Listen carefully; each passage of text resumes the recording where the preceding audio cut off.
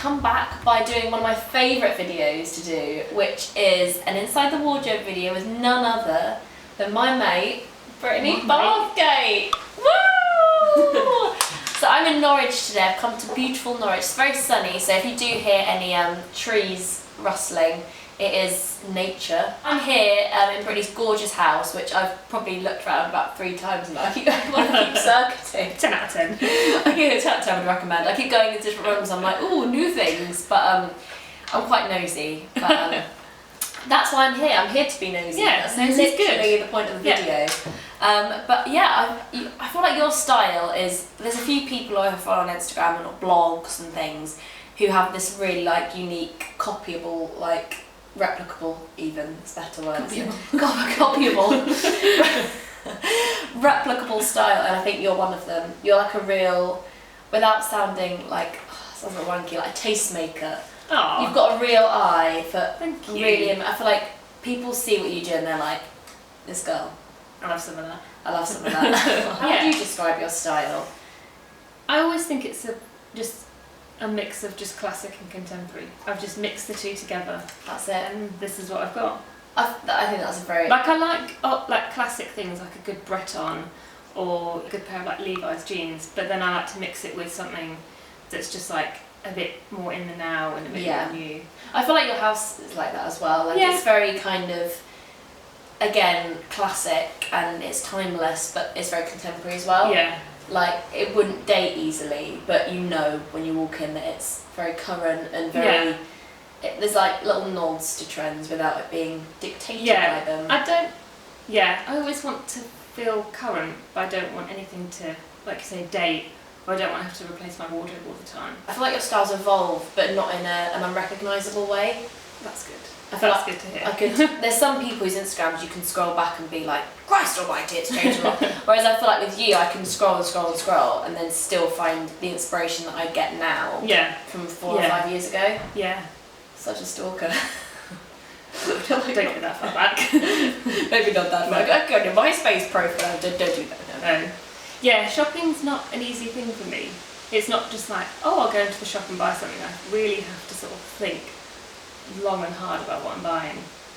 And there's lots of umming and ahhing to make sure it's the right thing. I think that's why people trust your style so much. I think that's why people look to you for advice, because you are so considered and attuned to what is really worth investing in. Yeah. I'd like to say.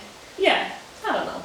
So on that note, can I see what you've been buying recently? Have you bought any? What's new in your wardrobe? Okay, so there's a few things that are new in that I've been wearing quite a lot. What would you call this? Oh. It's like shacket. I was going to say term that's thrown around. Shacket. Yeah, so just a white shacket from Margaret Howe. It's from lovely. her MHL line. This actually was a splurge, like an off-the-cuff purchase. Ooh. This wasn't a considered. I was in the Margaret Howe store in Shoreditch, and I was just like, oh god, I think I need it. Although I did say I do consider when I'm shopping, I think because it was Margaret Howe, I was a bit like, I don't have to think about this too hard. Yeah. Like this is going to keep going. Yeah. And it's going to last, and it's going to go with so many things. Brittany's one of those people that she has things in her wardrobe that she wears all the time, and she just looks after clothes so well. Oh yeah, I'm scared about getting this dirt. But I mean, just like even touching me, I think you'll probably be like, Yes. ew, gross. But she just looks after clothes in a way that I think that's almost a lost art in a way. The way we look after things. I think because things are so replaceable and fast, we're so quick to just throw things in a wardrobe. Whereas I feel like you look after clothes how they should be looked after, which I really admire in you. I think it's borderline a bit OCD though. Like, all my shoes are still in their boxes. But you look. I think you still with their stuffing. I feel like you really care though. Like when the cat's mother, when she stayed at my I've done it again. When Brittany stayed at my house recently, you were just like so familiar with the iron, which I love an iron. Whereas this I threw on this morning when I had to get the straighteners on it. I was like, smooth. I'd say 90% of my clothes are hand wash as well. This is like I'll irrelevant. put them on a hand wash. Can you do that? Well, with my fancy wash. Oh my god. Right, so what else have you been buying? Okay, Sorry, went off on a tangent now. An important one. So this took me ages to buy. So it's a jumpsuit from COS. I saw the deliberation process. has quite like big, billowy legs, and then a sort of Karate. Yeah, it's a bit judo. I like it. But so I tried it on, and I was just like, yeah, it's nice, but do I need it? Yeah. No. And then I just couldn't stop thinking about it for ages. And then everyone on Instagram was like, why didn't you get it? You should have got it. Like, it's amazing. And I just was like, oh, maybe I should have got it. I've made a terrible mistake. And then as soon as I wanted it, I couldn't find it again. Like, it was just out of stock in my size in any cos store I went to. And I kept thinking about it, and then, where was I? I was going away somewhere, and I quickly popped into a cos before I was going away, and it was there, and I was like, right, you're coming home with me. No room for consideration. No. It is lovely. So, have you heard of Marina London? We've had this chat so many times. Yeah, I love now. Marina is a London-based designer, and she just makes everything from 100% silk. I think everything is 100% silk, and it's just stunning. Like, everything she makes is from like the highest quality silk, and it's just And this dress, even when that touched me, then I was like, oh, it's cool and nice. So this dress I now have in, I want to say 5 colours now. It was like 3 the last time I saw it. Yeah, I've got it in white, red, navy, grey, and now this colour. I mean, when you've got a good thing going. Exactly, if it ain't broke, don't fix it. It's a shirt dress that comes with a belt that ties round the waist, and it's got like a slit up the leg. I saw she put on Instagram that she'd done it in this colour, and she only had something like 15 available, and I was just like, right, yeah, immediately. Size of leg. Yeah. It is so beautiful. And every time she does one, like every time I buy one, I think, right, I don't need another one. Or I think that there's not a colour that I need. Yeah. And then she comes out with another colour, and I'm like, oh yeah, I need that colour. What would be the next colour? Black, but Marina has always said that she'll never make anything in black. Well, why? I don't know. She's always said that black, that she won't do anything in black, and she's never done anything in black. Oh. So I think black would be the final one for me. The next edition is a new handbag. Have I seen this? Oh yeah, I've seen this. So this is from a Spanish brand called, I want to say Heru. How would you pronounce that? Heru. Yeah, I think you're on the right lines. Yeah. So I first discovered them in Dover Street Market. It's a modern take on the basket bag. It is a modern take on the basket bag, which I do still love. This feels like a contemporary take on the basket. This feels more contemporary. It feels a bit more practical. Yeah. I love that it's got like an innard. Yeah, so it's got an inner like bag, because the basket bags are great until you want to get anything out of them. Yeah, and also I just think anyone could just delve their hand in. Yeah, unless you're like Charlotte, and Charlotte wears. We're in London, and Charlotte, who I do my podcast with, Charlotte Betty magazine, had her basket bag, and she put a scarf over the top. She was like, well, no one's going to go in it now. Yeah. And I was like, Charlotte, it's a scarf. It's not like metal casing. People can just lift the scarf. And she was like, no one would dare look in now. But there is a risk. No one would dare look in. No one would dare. You're someone, especially with the pressure of constantly shopping and buying from high street stores, and you're someone I really feel sticks it to the man with independence. Yeah. And I know you're very religious about that. So, who are your favourite independent designers? My favourite independent designers. Marina, obviously, is one of my. She's up there as one of my favourites. I think because Marina was probably one of the first people to respond back to me and to get in contact with me and want to do something with me. So I was like, oh wow, this is amazing. So from then on, I've sort of supported her with everything she's done. And then another independent designer based in Copenhagen is called Mr. Larkin. Ooh. So basically, it's a woman who, she used to live in Texas, and then she came over to Copenhagen, and I think she was just a bit bored of like the fashion over there. So she decided to start designing her own line. That's very cool. And I don't even know how to describe it. It's just very me. Just very, She's very very Brittany Bathgate. I got this dress last summer. Oh wow! I don't know if you'll be able to see it. This is very cool. So it cinches in at the waist, and it's just like this big voluminous dress, but it's got these really nice faces embroidered on it.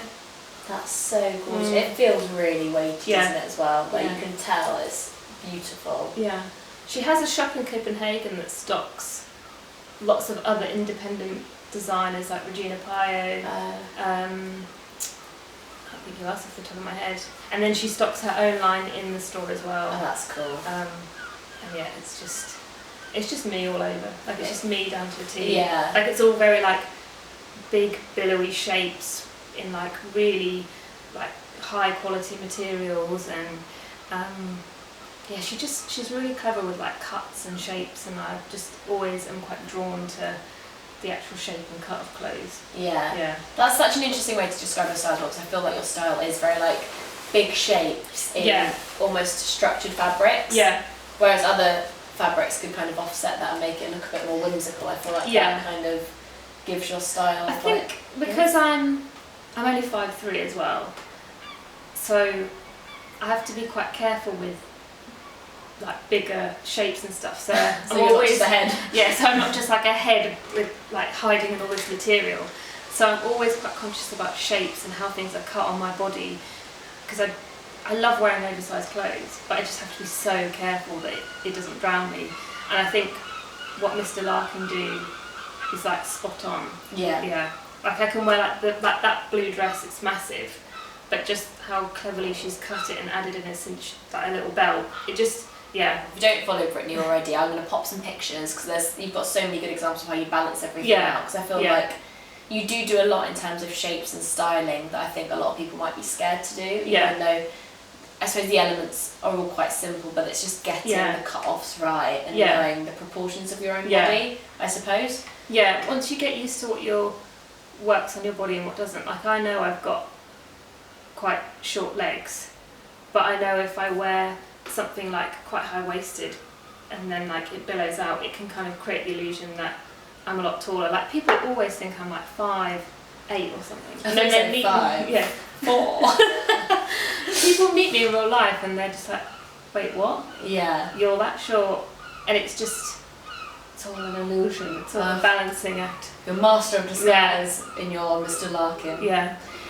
Moving on from independent designers, I want to know what the most sentimental pieces are in your wardrobe. Okay. So this is probably, I don't know, going to be quite unexpected. Ooh. Yeah. One did not expect this box. So this is a pair of shoes I wonder if it's what I think it is. that I got for my 18th birthday. And this was around the time where, this is probably when Alexa Chung was like, I know what shoes these are going to be. Absolute idol. I was desperate for them. And I saw these on her, and just the way she wore them, I was just like, right, I need them. And I think I just badgered my mum and was like, this is all I want for my birthday. I don't want anything else. You don't have to buy me anything else ever again. I just want these shoes. And I can hear them. I can hear what they are. Yeah, I knew it. Oh. Do you follow Sophia Rosemary? Yeah, she's got she them. still works them so well. And I feel like Rachel as well. Yeah. Rachel wears them all the time. Oh, but now I love them. I wore them to death. These are so cool. I wore them like for about 3 summers straight, just with everything. And they were probably my first like designer purchase. They were like my first expensive item or like accessory, and I was just like, genius. And even though I don't wear them now, I just couldn't. They hold so much like sentiment to me. Yeah. I feel like they are a real like. They remind me of a real special era in my life. Like, you know, when NME was in its prime, and like, that's a really special Alexa time. Chung was like the woman to be, and I just, it is like a real special time. I just hold a lot of memories with these shoes. I feel like that was a special time for a lot, but I think that's almost like when I first met Brittany, that's when we kind of like, we bonded over the fact that we both had that phase. Yeah. Like we had the kind of, the emo to the indie kid phase, which sounds really silly out loud, but that whole time was bookmarked by so many things. Yeah. And these shoes were one of them. Yeah. They were my first ever, like, really expensive thing. I can't let them go. And I quite like the idea of just having them, say, in like 20 years to come, and I'm just like, God, do you remember? Yeah. Do you remember when the Arctic Monkey? Do you Yeah. remember when Alex Turner next to Chandler?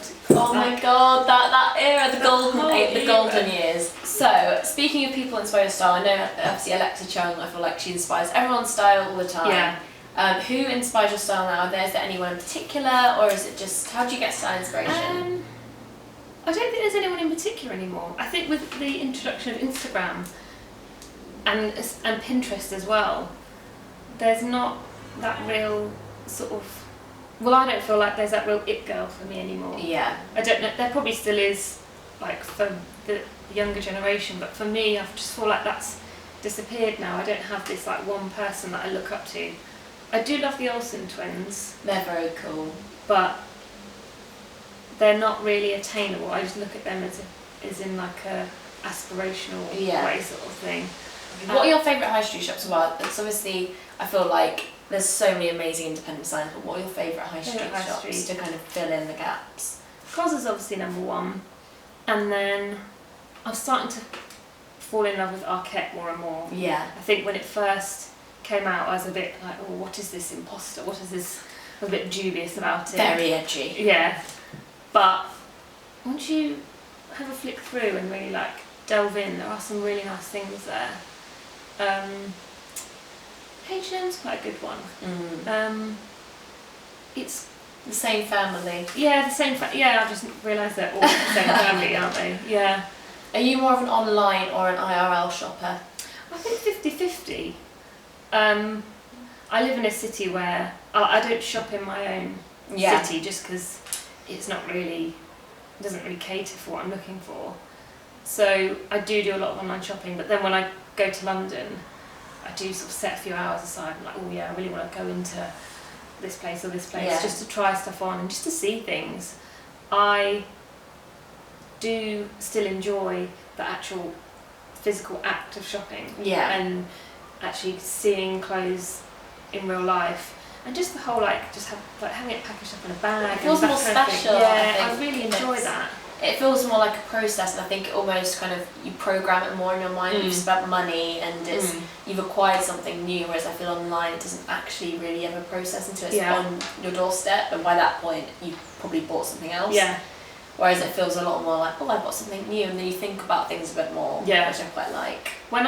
If I'm making a big purchase, so something quite expensive, I tend to do it in real life because I like the whole experience of going to like a quite fancy shop and getting a nice bag and all that kind of thing. Walking around swooshing it just swooshing it around.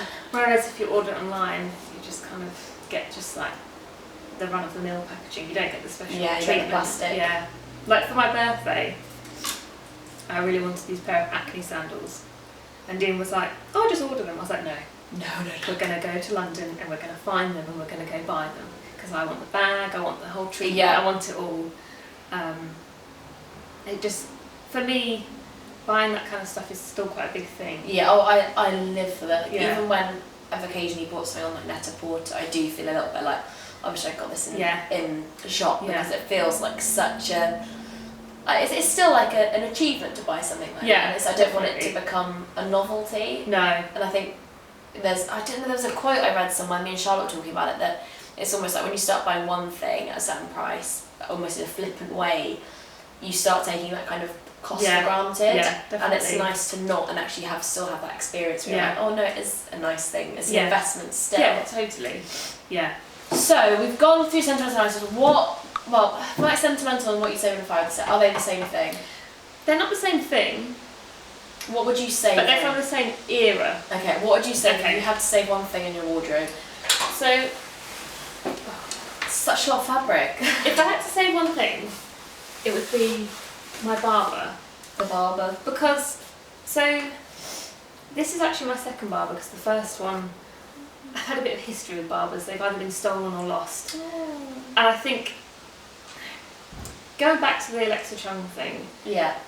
back in the day, like, this was the jacket to wear. Yeah. Like, over little tea dresses, festivals, everything. But you had to find the right fit. Yeah. It had to be a real specific fit. I've just noticed, I saw this when you pulled out your wardrobe, I was like, the shape of your one, it's a really good shape. Yeah. I actually It's not think too it was, square. it might be a men's one, but a small, like a really small size Yeah. men's one. I think that was the trick to getting the chung. Yeah, like not Chung too like fit. straight Yeah. or like fitted at the waist. Yeah. So this is the classic bedale. Bedale, yeah. Has it got a hood? This one has got a hood, and you can take it off. That makes it even more practical. Yeah. I bet you look like a right happening chick at festivals. Happening chick. Yeah. That's how I describe your style, happening chick. And I think I'd save it because I've just been through so much turmoil to get the correct barber, like the perfect barber. And I don't really wear it much anymore. Maybe like if we go to the beach, like when it's raining, or like go out for a walk in the rain. But I don't wear it half as much as I used to. But again, it's so special. And I think if I lost it, I just wouldn't be able to replace it. And I'd be gutted. I mean, there's stuff that's made me want to just wear it all again. I know, this is the idea. Yeah. I want to know what's inside your wardrobe. I want to. It's sometimes it's nice because you pull things out and you're like, oh, actually. Like, Yeah. we've got history in my Yeah, wardrobe. I've got history in my wardrobe. But yeah, I mean, I re-wear a lot of things, especially summer things. I've got so many dresses that are years and years old, and I put them on Instagram, and people are like, oh, how can I get this? And I'm really sorry, it's 2 years old. Yeah. I think it was you were talking about recently, instead of shopping, just going into your wardrobe and thinking, right, what have I got? And actually, I did that today, that Ganni dress that you picked up and you liked. I picked it up and I was like, God, I haven't worn this for ages.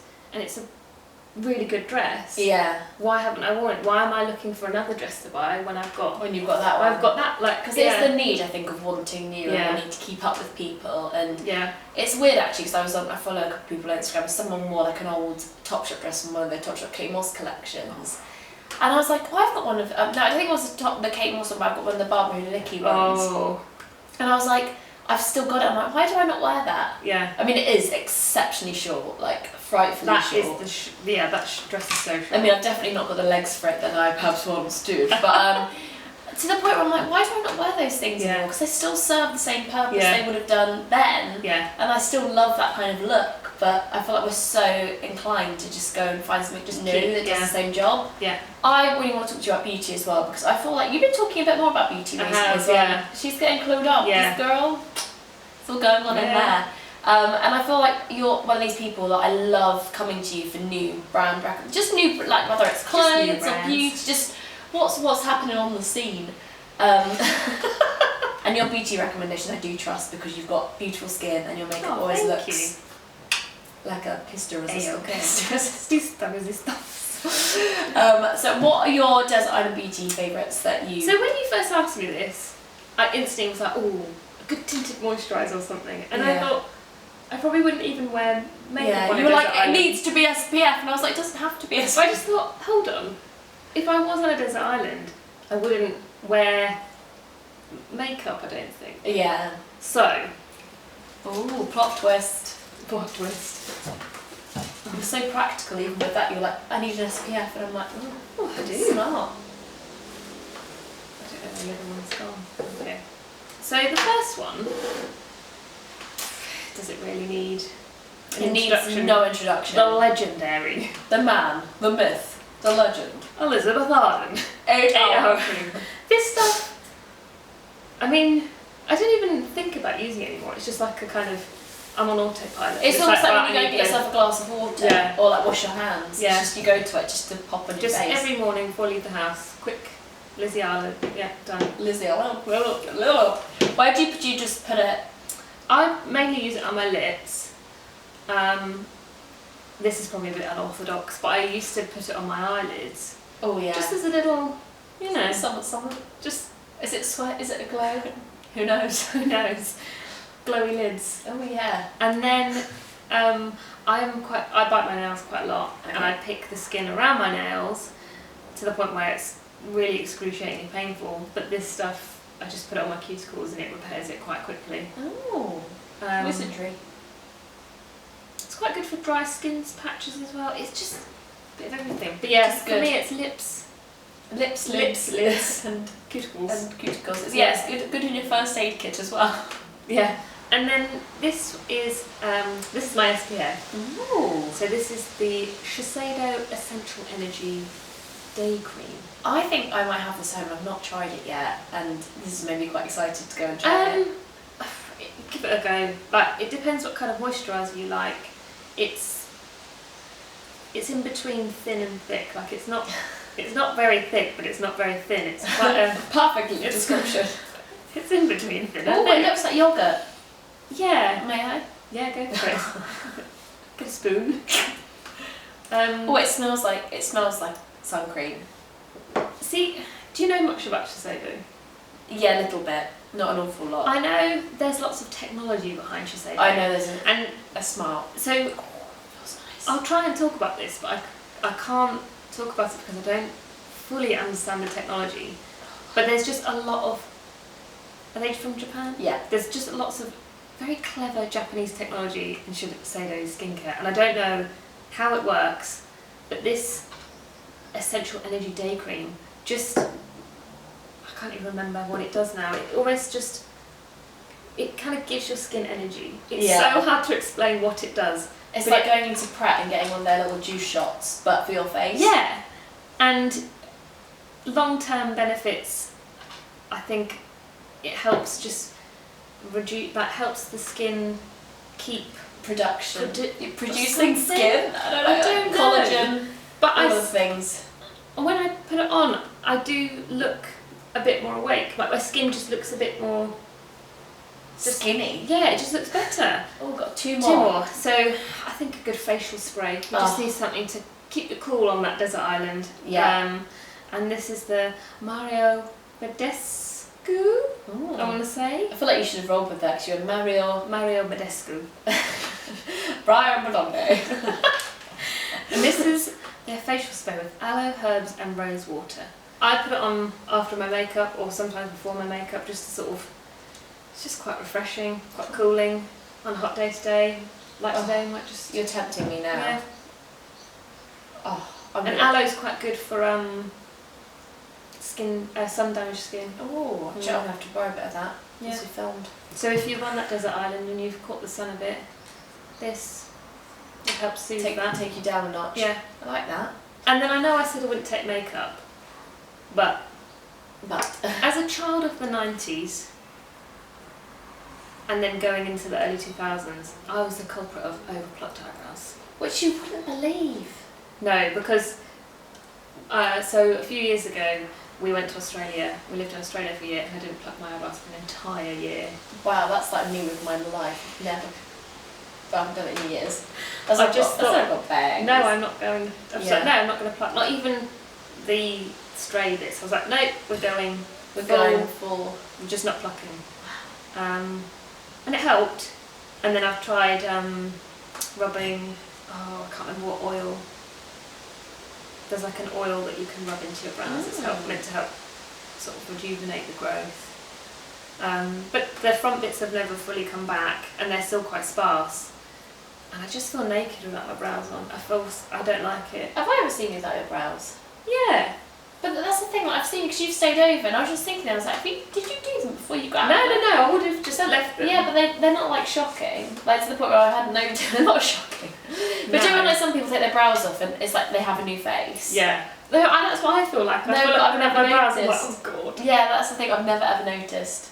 Okay, but that's quite good. Maybe I'm just overthinking it. Yeah, no, you've got a new face. And what is it? Is this your signature brow product? Signature brow product. It's the Hourglass Brow Sculpting Pencil. And it's kind of a wax. I wouldn't really say it's like a pencil. Yeah. It's just a wax that doesn't have a lot of colour payout. Does that make sense? So you kind of have to, like when you put it on, it doesn't not a lot goes Yeah. on if it. Ooh. I know So what you it's mean. quite delicate, so you can just sort of like like fluff it on. fluff it to like build it up. Yeah. Yeah. It's really good. I like that. I'd rather add on than have to take away. Yeah, That makes totally. sense. Yeah. And it's got a spoolie. So Oh, a little spoolie. that's my perfect brow product. I like that. Spoolie on the end. Hourglass do that. Have you tried their tinted brow gels? No, but someone has raved about this to me as well. They were like, they use this and then a bit of the brow. The brow gels. Oh my, that's what I use on my brows. Thank you so much for having me in your beautiful Thank you for coming all the home. way to Norwich. I feel like I've just chatted to you so much from the second I got off the train to now. You're probably like, you need a bit of respite. Not at all, just a drink, just a bit of dry mouth. Just a bit of Mario Badescu spray. Yeah. We'll be fine. Well, thank you so much. Thank you. For coming on the new. Thank you for having me. If you don't follow Brittany, I say Brittany. It's Brittany. Yeah. But I just say Brittany. Brittany. Brittany. So Brittany. It's all the same, isn't it? Well, no, not really. Spelling. definitely very different. Like Darrell and Daryl. Anyway, if you would like to go and follow Brittany, or Brit as I normally call her, away from camera, do go and check her out. She's got a beautiful account and beautiful blog and a beautiful person. Oh. Thank you. You're welcome. You're welcome. She pays me well. But if you like this video, like and subscribe, and I will see you very, very soon. Bye. Lovely. Nailed it. Nailed it. I hope so. Hopefully it was recording and or in focus. Was it?